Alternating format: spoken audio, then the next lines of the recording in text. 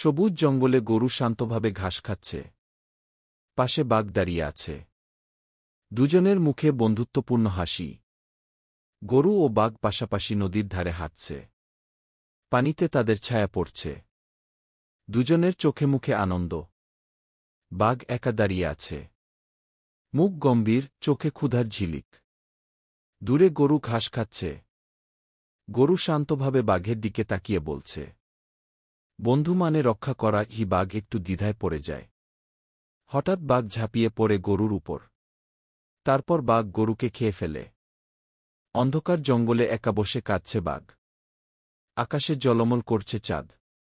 সে অনুতপ্ত হয়ে বলছে, আমি আমার বন্ধুকে হারালাম।